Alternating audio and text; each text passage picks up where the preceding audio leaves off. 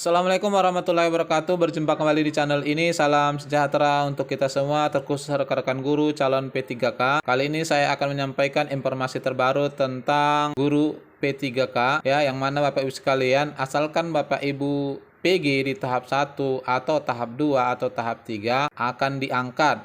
Ini sudah ada tanda-tandanya. Namun sebelumnya, kepada rekan-rekan yang baru bergabung di channel ini, saya mengundang Bapak Ibu sekalian untuk menjadi sahabat profesi guru dengan cara subscribe dan aktifkan loncengnya untuk mendapatkan informasi terbaru dari channel ini. Yang pertama ini adalah respon dari anggota DPR.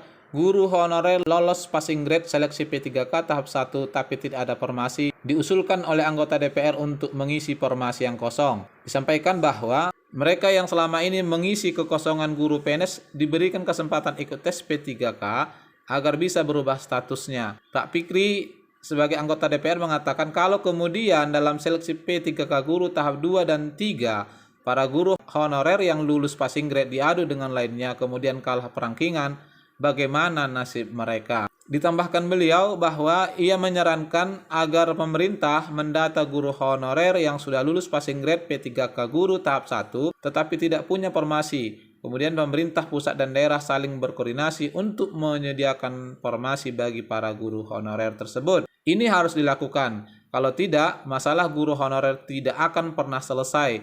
Apalagi pada seleksi P3K 2019, pemerintah pernah melakukannya. Yang lulus passing grade diangkat semua pungkasnya. Terkait ini Bapak Ibu sekalian, ya, sesuai dengan jumlah kuota yang diagendakan oleh Kemendikbud untuk mengisi 1 juta guru di tahun 2021-2022, maka Bapak Ibu yang lolos PG baik tahap 1, tahap 2 dan tahap 3 dimungkinkan untuk mengisi formasi.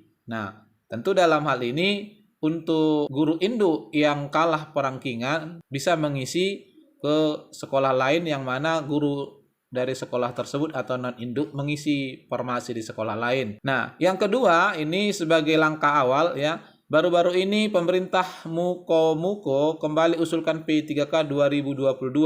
Kabar gembira, pemerintah kabupaten atau Pemkab Muko kembali berencana merekrut tenaga pegawai pemerintah dengan perjanjian kerja P3K tahun 2022.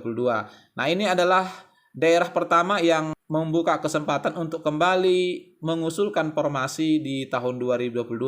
Jadi sebelumnya di tahun ini pemerintah Muko sudah membuka formasi ya, kemudian diusulkan kembali. Sebagai upaya, usulan penerimaan P3K untuk Muko telah disampaikan ke Kementerian Pendayagunaan Aparatur Negara. Hal ini disampaikan PLT Kepala Badan Kepegawaian dan Pengembangan Sumber Daya Manusia Muko ya, Pak Wawan Santoni Eshut MSc ketika ditemui di ruang kerjanya baru-baru ini. Disampaikan mengimbangi kebutuhan pegawai karena banyak yang pensiun, tahun ini kita kembali mengusulkan formasi P3K ke Kemenpan RB untuk penerimaan 2022. Kuota usulan sebanyak 350 orang. Sejumlah kuota usulan P3K tersebut, kata Pak Wawan, terdiri dari formasi tenaga pendidik, kesehatan, dan teknis.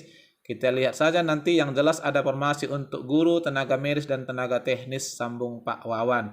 Jadi sama seperti daerah yang lain barangkali, kalau kita lihat sebelumnya juga kita sudah bahas, formasi yang dibuka di tahun ini jelas masih jauh dari target yang diharapkan oleh Kemendikbud, sehingga terbuka kesempatan kedua bagi daerah yang membuka tahun ini untuk kembali mengusulkan, agar tentunya seperti yang Bapak Ibu ketahui, masih banyak guru honorer di sekolah yang mana di tahun ini tidak mengajukan formasi. Lalu terkait dengan penerimaan P3K ini, baru-baru ini Sekretaris Direktur Jenderal Bu Nunu Suryani menyatakan bahwa alasan diangkatnya guru honorer melalui P3K ya adalah sesuai dengan Undang-Undang ASN. Ini seperti kutipan video berikut. Honorer jumlahnya 742.000. Kekurangannya itu sebenarnya 1 juta lebih kalau dilihat, karena jumlah guru PNS yang seharusnya di sekolah negeri 2,2 juta. Dan kalau kita hitung kebutuhan kita itu sebenarnya 3 juta lebih, maka kita kekurangan guru yang cukup besar. Nah, kenapa kekurangan guru itu harus diangkat dengan ASN P3K?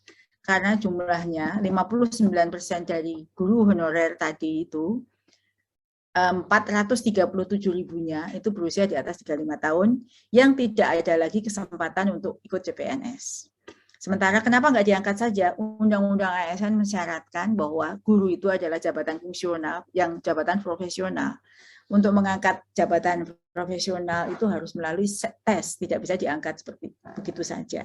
Itu sudah diatur dalam undang-undang. Jadi kalau kita mengangkat begitu saja seperti tuntutan para guru honorer itu melanggar undang-undang yang ada. Dan itu tentu Kemenpan RB sangat tidak setuju dengan hal ini. Jelas di situ Bapak Ibu sekalian, pemerintah memilih opsi untuk mengangkat guru honorer melalui P3K. Salah satunya adalah Undang-Undang ASN. Namun kalau kita lihat di tahun 2015, 16, 17, 18 ada juga rekan-rekan kita guru honorer yang diangkat menjadi PNS ya. Sementara pada saat itu Undang-Undang ASN juga ada. Hal ini diambil oleh pemerintah ya, tentu saja ada pertimbangannya. Salah satunya Bapak Ibu sekalian adalah terkait dengan pembiayaan. Yang mana kalau Bapak Ibu sekalian diangkat menjadi CPNS, maka masa kerja secara umum diakomodir. Jadi Bapak Ibu tidak akan masuk di 00 tahun. Namun untuk P3K ini ya sesuai dengan Permenpan nomor 72 tahun 2020 disebutkan di pasal 20B, P3K yang telah diangkat sebagaimana dimaksud dalam pasal 20 ayat 2 diberikan gaji berdasarkan golongan gaji sesuai dengan ketentuan perundang-undangan dengan masa kerja 00 tahun setelah perjanjian kerja ditandatangani. Jadi kalau ini kita bandingkan dengan rekan-rekan yang sudah diangkat sebelumnya, secara umum mereka diakomodir masa kerjanya. Nah, dengan membuat 00 tahun guru P3K ini, maka tentu dalam hal ini pemerintah sudah menghemat anggaran yang sangat besar. Bisa Bapak Ibu bayangkan, kalau masa kerja Bapak Ibu 20 tahun itu minimalnya ya kenaikan berkalanya adalah 10 kali yang akan ditambahkan saat Bapak Ibu menjadi CPNS. Nah, lalu pertanyaan, apa kemudian jaminan yang membuat Bapak Ibu guru PG tahap 1, 2, atau 3 bisa diangkat nanti ketika dibuka formasi tambahan untuk 2022? Salah satu barangkali Bapak Ibu sekalian yang menjaga kuota Bapak Ibu formasi itu tetap untuk Bapak Ibu adalah adanya pengelompokan seperti yang disampaikan di Permenpan nomor 1169 di diktum ke-9 disebutkan di sini.